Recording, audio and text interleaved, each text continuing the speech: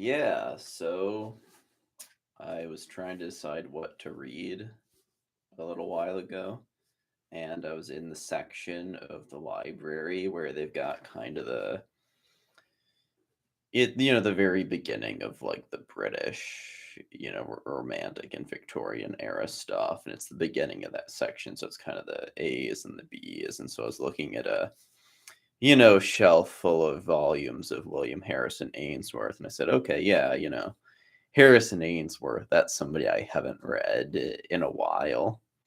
Um, it's a lot of years, actually. I think the last time I read a volume of Ainsworth was 2016, and before that, I read Rookwood when I was an undergrad, and then 2016 before I took my exams, I read Oriole, and I think I also started Jack Shepherd at one point, but didn't get very far. But yeah, so I grabbed a volume of Old St. Paul's, the one he wrote in 1841. And yeah, Ainsworth is interesting. Um, for those who don't know, he's kind of like a late romantic, early mid Victorian novelist. His work kind of spanned those years. At one point, he was kind of very good friends with Dickens, really part of his kind of inner circle. And he's kind of known for these sort of kind of gothicized historical novels. At least early in his career, he was really into the ones, into writing about crime and highwaymen. This isn't totally in that vein. This is one of his more it's a historical novel. It takes place in the London during the plague and then the Great Fire, so the 1660s, and King Charles II and the Earl of Rochester and George Etheridge are characters in it.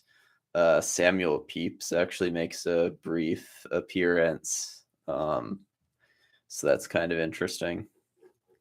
It was kind of a good read. Ainsworth actually is really, really good at sort of, describing the plague and, all the death and like the piles of dead bodies and, the plague pit and that and the fire, like making them really, really terrifying. He does really, really well. Just a lot of really excellent, like really gripping, descriptions of all that kind of stuff.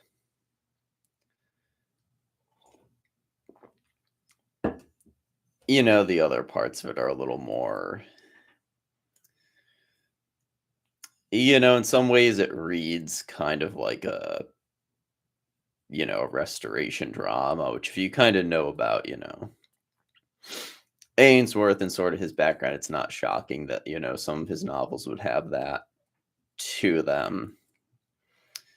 To put that in like more concrete terms, like the first couple hundred pages get like very, very repetitive because it is kind of just like the villains kind of trying to come back and pull off their scheme again and again in different disguises. And um and that kind of, maybe this is just me reading it as a 21st century reader, but it gets kind of silly and tedious a little bit. I mean, there are also parts of it that kind of, the kind of chase and pursuit and the fights kind of, get your heart racing. So there's, you know, there's not nothing of value in those kind of action elements of it.